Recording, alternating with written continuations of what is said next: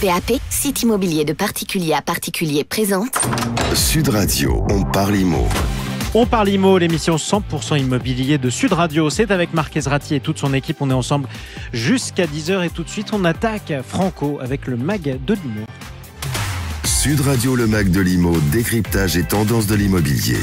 avec mon expert rénovation énergie. Bonjour Marc Ezrati. Bonjour Jean-Marie, bonjour à tous. Les petits commerces ont pris la crise sanitaire de plein fouet et même si depuis quelques semaines on observe une embellie sur ce marché de l'immobilier commercial, tous les commerçants et les artisans ne sont pas encore sortis d'affaires. On en parle aujourd'hui avec Michel Leschenot, il est rédacteur en chef à Se Loger. Bonjour Michel. Bonjour. Et avec Valérie Minassian, elle est gérante de l'agence Blooming Immobilier. Bonjour Valérie. Bonjour. Michel Leschenot, après des mois d'inactivité, le marché de l'immobilier commercial, est-ce qu'il est vraiment reparti ? Eh bien oui, je vous confirme que le marché de l'immobilier professionnel a redémarré. Il a même mis les gaz, mon cher Marc. Le marché des bureaux affiche une belle dynamique avec une progression de l'offre de 30% par rapport aux chiffres d'avant la crise sanitaire. Et l'on enregistre actuellement plus de recherches qu'en mars 2020. Même constat sur les marchés des commerces et des logistiques, avec une forte demande sur les dark stores et les dark kitchens. Michel, est-ce que la demande locative, elle a aussi progressé ? Eh bien tout à fait. Sur le marché des bureaux, la demande est légèrement supérieure à l'offre et elle ne cesse de progresser. Sur le marché des commerces, où la reprise est particulièrement brutale, la demande augmente 2 fois plus forte que l'offre, avec 37% de demande versus 15% de demande par rapport à avant-crise. Et enfin, sur le secteur de la logistique, la demande a été multipliée par 2, voire par 3 dans certaines régions, alors que l'offre de locaux disponibles diminue. Alors, on l'a vu à Paris ou à Lyon, la demande a explosé, mais ce n'est pas le cas partout en France, Michel. Mais non, écoutez, la reprise est là, mais on constate effectivement des écarts selon les régions. L'Île-de-France, qui concentre le plus gros de l'immobilier de bureaux et de commerce, se redynamise. Le marché parisien intramuros reste très fort avec des loyers, mais aussi des prix à la location qui augmentent. Mais la surprise, mon cher Marc, vient de la Bretagne et du Sud-Ouest. 2 régions où la demande explose véritablement. Écoutez bien, mon cher Marc, elle est 3 fois supérieure à ce qui avait été révélé avant la crise sanitaire. On est là, clairement, sur des marchés très dynamiques. Valérie Minassian, pendant la crise sanitaire, les commerces ont pu aussi compter sur le soutien de l'État, notamment avec le prêt garanti par l'État, le fameux PGE, qui en est une illustration. Toutes ces aides, ça a vraiment profité aux petits commerces ? Alors, il faut savoir que le prêt garanti par l'État a bénéficié à 650 000 entreprises. Sur les 650 000 qui en ont bénéficié, 4 000 sont tombés en liquidation judiciaire par la suite. Donc, ça a incontestablement bénéficié à des entreprises. Aux petites entreprises, pas forcément. Pourquoi ? Parce qu'il était dit que 25% du chiffre d'affaires pouvait être prêté. Or, il faut aussi prendre en compte la capacité de remboursement, donc le risque à l'exploitation. Donc, beaucoup d'entreprises ont été, bannies de ce prêt et pour d'autres critères aussi qui sont très subjectifs liés aux banques. En revanche, le fonds de solidarité a bien marché pour les entreprises en fonction du chiffre d'affaires et de la perte de chiffre d'affaires en année N-1.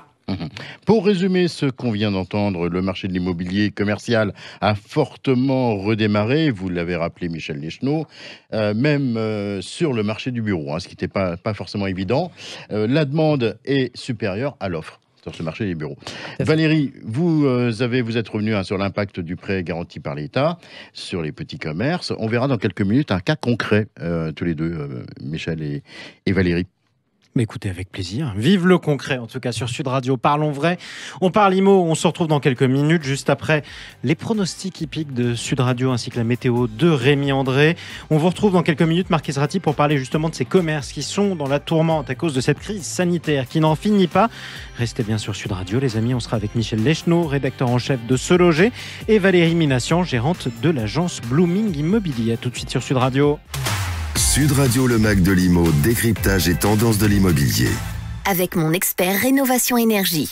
On parle IMO, le rendez-vous 100% immobilier de Sud Radio avec Marc Ezrati. Ce matin, on parle des commerces qui sont au cœur des inquiétudes liées à la crise du coronavirus. Nous sommes en direct sur Sud Radio avec Michel Leschneau, rédacteur en chef à Se Loger, et Valérie Minassian, qui est gérante de l'agence Blooming Immobilier. Marc Ezrati.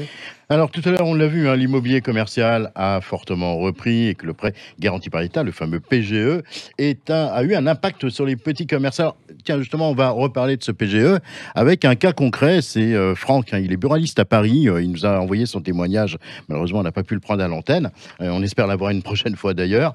Il a bénéficié en 2020 d'un PGE de 25 000 euros et qu'il rembourse sur 5 années à 416 euros par mois. La première, alors, qui me dit, c'est qu'il regrette de ne pas avoir été extrêmement bien informé sur le PGE, à savoir que il y a quand même des intérêts. La première année 0,01%, mais à partir de la seconde année 0,3, 0,4, 0,5 jusqu'à 1,80 la dernière année. Valérie Minassian, vous, quel est votre, qu'est-ce que vous en pensez de cette histoire? Alors en fait, effectivement, il y a un différé d'amortissement. C'est quand même un taux d'intérêt qui est relativement bas pour tenir compte justement du contexte économique et sanitaire qui a mis les sociétés en difficulté. En revanche, effectivement, ce qui ressortait de cette expérience tout à fait incroyable, c'est que ce monsieur aurait une assurance emprunteur absolument délirante. Oui, effectivement. Alors, on l'a revérifié avec lui, on a bien vu. C'est 148 euros par mois d'assurance emprunteur, qui est complètement hallucinante. Oui, c'est totalement délirant comme montant parce que, alors, sauf si ce monsieur a eu une grave opération récemment ou il a une maladie quelconque qui ferait que, mais ça représente quasiment la moitié du montant du remboursement de son prêt et je ne vois surtout pas en quoi ce serait justifié. Donc, ça mériterait effectivement de rentrer dans le dossier et d'étudier ça. Pardonnez-moi, une assurance emprunteur qui fait 30-35% du montant emprunté, c'est pas, ça se voit quand même. Ça se voit. Alors, sauf si c'est le montant annuel et qu'il y a une confusion dans l'esprit de ce monsieur. Non, c'est tous les mois, c'est 148 euros par mois.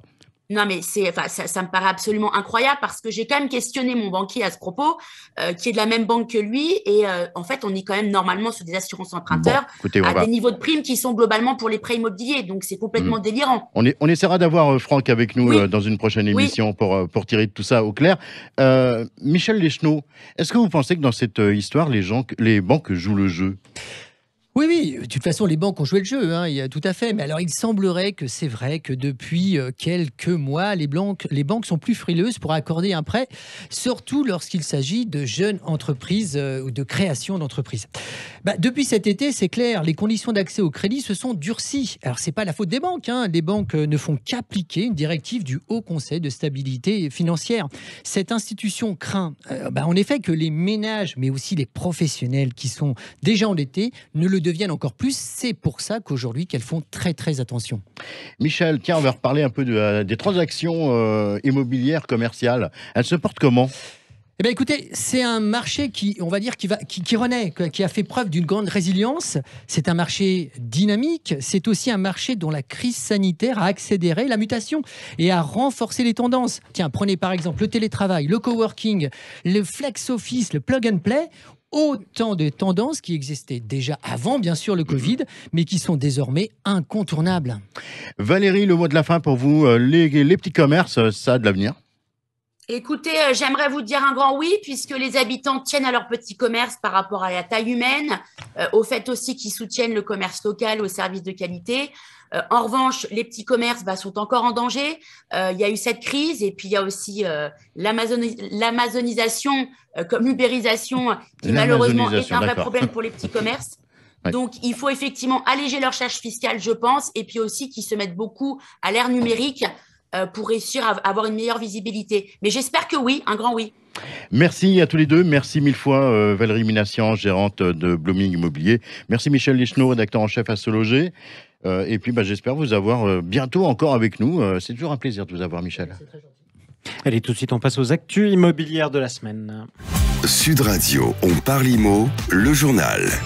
avec gardienrecrute.com, le site de recrutement 100% gratuit dédié aux gardiens et employés d'immeubles. Et le journal de l'IMO, c'est avec Marc Ezrati. On commence, Marc, par la réforme de l'assurance emprunteur, justement. On en parlait, qui est enfin une réalité en France. Et oui, l'Assemblée nationale a adopté la semaine dernière une proposition de loi permettant de changer d'assurance emprunteur à tout moment et sans frais. Une réforme qui doit permettre d'ouvrir à la concurrence une assurance dont les banques détenaient jusque-là le quasi-monopole. L'assurance emprunteur, rappelons-le, Jean-Marie, c'est quand même 10 milliards d'euros par an de cotisation. Oui, c'est considérable. On poursuit avec le petit-fils d'une locataire qui a fini en garde à vue. Alors, qu'est-ce qui lui est arrivé ? Le fait divers de la semaine. Un homme d'une trentaine d'années s'était rendu chez sa grand-mère qui loue un appartement à Toulouse. Sur place, il constate que les travaux de rénovation énergétique qui étaient prévus depuis longtemps n'avaient toujours pas démarré. Très énervé, très en colère, et après avoir consommé quand même quelques verres d'alcool, le petit-fils a menacé de mort avec un cutter le propriétaire du logement. Eh bien, ce petit-fils un peu sanguin, il a été placé en garde à vue et sera prochainement jugé. Oui, ça paraît logique. Allez, on termine, Marc, avec l'annonce que vous avez sélectionnée cette semaine chez notre partenaire Gardien Recrute. C'est une annonce de remplacement de poste. Cette fois-ci, c'est la société Brest Métropole Habitat qui recherche pour un remplacement d'un salarié en arrêt maladie un gardien ou une gardienne d'immeuble en CDD pour une résidence située à Brest, donc dans le Finistère. C'est un poste en binôme. Vous assisterez le conseiller logement du secteur dans les relations avec les locataires. Vous justifierez d'une expérience réussi dans ce domaine, sur un poste équivalent. Vous serez doté d'un très bon relationnel, on imagine, avec les locataires. La rémunération est de 1 777 € bruts par mois et vous retrouverez comme d'habitude cette offre sur gardienrecrute.com. Merci beaucoup Marc Ezrati pour toutes ces informations. Tout de suite, on retrouve l'instant Réno, c'est avec Céline Chahi. Bonjour Céline Chahi, rédactrice en chef à Maison et Travaux. Bonjour Marc. Alors aujourd'hui, nous allons faire un petit tour d'horizon des aides qui vous permettent de financer vos travaux de rénovation. Alors des aides, il en existe beaucoup, ça c'est une bonne nouvelle, mais comme les dispositifs sont nombreux et qu'ils sont régulièrement modifiés, il n'est pas toujours facile de s'y repérer. Bonjour Katia Léal, vous êtes responsable communication de Mon Expert Rénovation Énergie. Alors Katia, à quelles aides peuvent prétendre les particuliers qui font réaliser des travaux de rénovation énergétique et surtout, comment bien les cumuler, ces aides ? Et oui, Céline, la rénovation énergétique est un enjeu majeur pour les Français, surtout quand on sait qu'un Français sur deux estime que des travaux sont nécessaires dans son logement. Mais le coût est souvent un obstacle. Mais vous savez quoi ? Des aides financières, il en existe beaucoup. En effet, on en a déjà parlé, mais saviez-vous qu'elles se cumulent ? Alors, comment les cumuler pour avoir un reste à charge le plus bas ? Je vous dis tout de suite. Comme je vous disais, un reste à charge bas. Et c'est bas pour certaines opérations. Avec le cumul des aides, c'est jusqu'à 90% du montant des travaux qui est payé. On ne le dit jamais assez, mais les aides sont ouvertes à tous les ménages. Si vous avez un projet, surtout renseignez-vous. Alors, comment bien faire pour cumuler les aides ? Il y a un ordre à suivre. En 1, je fais ma demande de prime énergie auprès des opérateurs éligibles. En 2, je crée mon compte et fais une demande sur ma prime rénov. 3, je cherche un artisan certifié RGE qui appliquera en plus de ça une TVA à 5,5. En 4, simple, j'envoie mon devis à l'opérateur de la prime énergie et sur ma prime rénov. En 5, c'est pas vraiment une étape, mais c'est plutôt une solution. Il est possible de demander un prêt auprès des banques, l'éco-PTZ. Et puis pour finir, je fais réaliser mes travaux par les professionnels certifiés RGE et je transmets mes documents justificatifs de fin de travaux. Et bien sûr, l'étape ultime qu'on attend tous, je reçois mes primes après validation des dossiers. Alors rien de bien compliqué pour améliorer son confort et baisser le montant de sa facture. Alors rénovez. Merci Katia. Alors Marc, avant de se quitter, parce que je sais que c'est toujours un petit peu sec de se quitter sans une petite info. Alors la petite info, comme il fait froid, j'ai pensé à vous avec une info chauffage. Et elle concerne cette info, les cheminées à gaz qui n'en finissent pas d'avoir de nouvelles fonctionnalités. Alors savez-vous qu'un fabricant néerlandais vient de se lancer sur le marché avec une cheminée à gaz, la seule au monde, elle est unique, équipée d'une option générateur d'étincelles naturelles. Donc en fait, vous prenez votre télécommande, vous allumez et bam, vous avez un feu avec des étincelles, enfin on s'y croirait, comme un feu de cheminée en bois. Merci Céline Chahi et puis à la semaine prochaine. À la semaine prochaine, au revoir. Allez, restez avec nous en revanche, Marc Ezrati, puisqu'on se retrouve dans quelques instants pour la suite dont parle IMO sur Sud Radio. Place au coaching immobilier, c'est avec Laetitia Caron du groupe PAP aujourd'hui. Avec Laetitia, on va voir ce qu'il faut vérifier quand on achète une copropriété en copropriété. À tout de suite sur Sud Radio. Sud Radio, on parle IMO. On parle IMO, le rendez-vous 100% immobilier de Sud Radio. On est ensemble jusqu'à 10h en compagnie de Marc Ezrati, en compagnie également de Laetitia Caron, qui est directrice générale du groupe PAP pour le coaching IMO. Bonjour Laetitia Caron. Bonjour Marc. Alors Laetitia, il y a une question qui revient souvent chez nos auditeurs. Qu'est-ce qu'il faut vérifier quand on achète en copro ? Alors oui Marc, c'est vrai que c'est une question qu'on nous pose très souvent, parce qu'il y a beaucoup de gens qui achètent en copro des appartements. Et quand on achète en copro, on n'achète pas justement qu'un appartement, on achète aussi des parties communes. Donc il faut regarder ce qui va concerner le bâtiment, le terrain, globalement tout ce dont vous allez aussi également être en partie propriétaire. Il faut s'intéresser de près à l'immeuble dans son ensemble, ainsi qu'à la façon dont il est géré. Ça, c'est important aussi. Mais démarrons d'abord par l'état. Donc, dans quel état sont les façades, le hall d'entrée, les cages d'escalier, l'ascenseur, bref, tout ce qui compose le bâtiment. Il faut vous intéresser à tout ça, autant qu'à l'appartement, avant de vous projeter dans l'achat. Mais Laetitia, concrètement, comment on fait ? Alors, pour tout ce qui touche à l'état des parties communes, donc on a dit la façade, le hall, etc., une simple inspection visuelle suffit, comme vous le feriez pour l'appartement. Si vous visitez un appartement défraîchi, vous allez voir qu'il y a des choses à rénover, et donc il va falloir que vous engagiez des travaux et que ça va avoir un coût. C'est exactement la même chose pour les parties communes. Si elles vous paraissent en mauvais état ou s'il y a des choses défraîchies, l'Assemblée générale risque de voter leur effection prochainement, ce qui peut vous revenir très cher, parce que je rappelle que selon la nature des travaux et surtout la surface de votre logement, la surface de votre logement, c'est ce qui va déterminer votre quote-part de paiement des charges. Alors, vous pouvez vous retrouver à avoir à payer une addition de 5, 10 000, 15 000 euros de travaux à laquelle vous ne pourrez pas échapper. Et donc, évidemment, il faut être vigilant sur ce point. Mais si ça se trouve, Laetitia, dans votre exemple, les travaux n'ont pas encore été faits, mais ils ont déjà été votés. Alors, en effet, c'est une chose qui arrive, c'est une possibilité. Généralement, quand c'est le cas, normalement, le vendeur en informe l'acheteur. Mais le plus sûr reste de se procurer les derniers comptes rendus d'Assemblée générale avant de s'engager. Ça va vous renseigner sur les travaux qui ont été votés si c'est le cas, mais ça vous permettra également de voir comment fonctionne la copro, donc comment elle est gérée, ce que j'ai évoqué tout à l'heure. En gros, ce qu'il faut regarder, c'est quels sont les sujets qui reviennent chaque année, est-ce qu'il y a un consensus ou pas pendant les votes. Il faut également que vous obteniez le règlement de copropriété, qui est un peu le règlement intérieur de l'immeuble. Et donc tous ces documents vont être indispensables parce qu'ils vont vous éclairer vraiment sur le fonctionnement de l'immeuble. Mais Laetitia, il faut aussi se préoccuper des charges, je suppose. Oui, vous avez raison, Marc. Ça, c'est aussi une bonne remarque.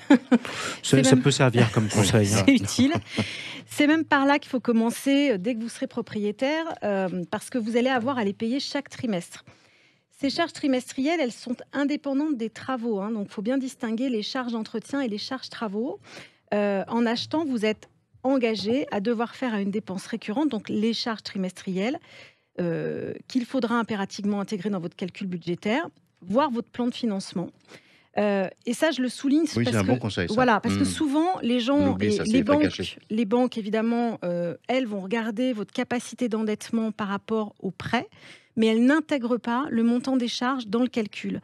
Or, ce montant de charge, et a fortiori s'il y a des travaux, il va bien falloir que vous les sortiez, et donc parfois ça peut mettre des personnes en difficulté. Et c'est comme ça aussi que commence le problème des copros en faillite, n'est-ce pas ? Alors oui, malheureusement ça arrive, et donc c'est pour ça qu'il faut également passer au crible la situation financière de la copropriété. Je rappelle que le bon fonctionnement d'une copro fonctionne sur le paiement trimestriel des charges et sur le fait que, globalement, les copropriétaires les payent en temps et en heure. Donc, ce qu'il faut regarder, c'est il y a un poste qu'on appelle le poste copropriétaire débiteur. C'est un nom un peu technique, mais c'est un bon indicateur. Un niveau élevé de copropriétaire débiteur peut témoigner d'une mauvaise gestion du recouvrement des charges ou simplement du fait qu'il y a un certain nombre de copropriétaires en difficulté. Si ces impayés représentent plus de 20% du budget annuel, c'est le signe d'une copropriété fragilisée et il faut imaginer qu'il y aura des difficultés à assumer des dépenses importantes dans les prochaines années. Laetitia, on vous remercie pour tous ces conseils. Ceux qui veulent trouver des infos et des conseils peuvent s'inscrire sur pap.fr. Je vous retrouve dans quelques instants pour le coup de cœur. À tout de suite. Laetitia, on part où aujourd'hui ? Alors, on part dans une petite ville de Haute-Garonne qui s'appelle Montaigu-sur-Save. C'est même un petit village de Haute-Garonne qui a une 40aine de minutes de Toulouse. Et je vous emmène visiter une charmante maison de 5 pièces, 146 mètres carrés, 3 chambres, avec un petit jardin de 137 mètres carrés. C'est vraiment une maison de village ravissante. C'est un gros coup de cœur pour moi. C'est une maison qui a été entièrement rénovée récemment. Elle est super cosy. On y arrive, on pose ses valises. Et puis, elle a comme avantage d'être située dans un village qui est dynamique. Il y a des commerces, des écoles. Bref, une vraie maison de famille. C'est vraiment votre coup de cœur. Il est à quel prix ? 275 000 €. Moi, je trouve que c'est vraiment aussi un bon plan. Une maison très charmante. On se croirait presque dans un reportage de Maisons et Travaux. C'est vrai. Merci beaucoup, Laetitia Caron. Écoutez, on va emménager tout de suite. On arrive avec notre brosse à dents. Vous vous débrouillez pour nous faire le ménage ? Allez, on y va tout de suite. Préparez la maison. Barbecue ce soir, les amis, même si c'est l'hiver. Et évidemment, ces images, on les retrouve sur les réseaux sociaux de Sud Radio dès la fin de l'émission. Le standard, on peut l'appeler également 0826 300 300. Merci beaucoup, Marc Ezrati. Merci, Laetitia Caron. Merci, Jean-Marie. Et merci à vous, Michel Neschno. Tout de suite, Marc, on passe aux 48 secondes pour convaincre. C'est avec Frédéric Fougera. Sud Radio, on parle IMO, les 48 secondes. Avec Techway by Foncia pour vivre dans un environnement sûr et sain. Sud Radio, on parle IMO, les 48 secondes. Avec Techway by Foncia pour vivre dans un environnement sûr et sain. Bonjour Frédéric Fougera, directeur de la communication du groupe Foncia. Frédéric, comment est élu le conseil syndical d'une copropriété et quel est son rôle ? Bonjour Marc. Vous souhaitez rejoindre votre conseil syndical et vous souhaitez au préalable mieux connaître son rôle exact. Le conseil syndical est composé de membres élus de la copropriété par les copropriétaires eux-mêmes. Il coordonne les relations entre le syndic et les copropriétaires et il assure une mission consultative, d'assistance et de contrôle du syndic. Les membres du conseil syndical ne sont pas rémunérés. Ils sont élus pour un mandat maximum de 3 ans, renouvelable. Pour être éligible, il faut être copropriétaire de la résidence, le sont également les ascendants ou les descendants du copropriétaire. Les membres du conseil syndical sont élus à la majorité absolue et le conseil syndical élu désigne ensuite un président parmi ses membres. Le rôle du président est de préparer et convoquer les réunions du conseil syndical et de faire voter les résolutions portées à l'ordre du jour. Il transmet les avis rendus par le conseil syndical au syndic, aux propriétaires ou aux tiers concernés. C'est lui qui reçoit les informations de la part du syndic dont il est l'interlocuteur privilégié, puis les partage aux autres membres du conseil. Quant au conseil syndical, son rôle est de contrôler la gestion du syndic, comme par exemple la comptabilité de la copropriété. Voilà Marc, vous savez à présent comment fonctionne un conseil syndical et à quel point ses liens avec le syndic sont essentiels pour la bonne administration d'une copropriété. Merci Frédéric Fougera, on vous retrouve avec grand plaisir la semaine prochaine. On rappelle à ceux qui nous écoutent qu'ils peuvent retrouver cette chronique sur la playlist Techway by Foncia sur la chaîne YouTube de Foncia, mais aussi dans l'ouvrage Copropriété 50 questions essentielles, paru aux éditions Bréal by Studirama. Merci à vous, Marc Ezrati. Merci, Jean-Marie. À samedi prochain, de 9h15 à 10h. On parle IMO, l'émission qui est 100% immobilier sur Sud Radio. On peut réécouter aussi cette émission, d'ailleurs, sur sudradio.fr en podcast ou alors sur la chaîne YouTube de Sud Radio. Avec PAP, site immobilier de particulier à particulier.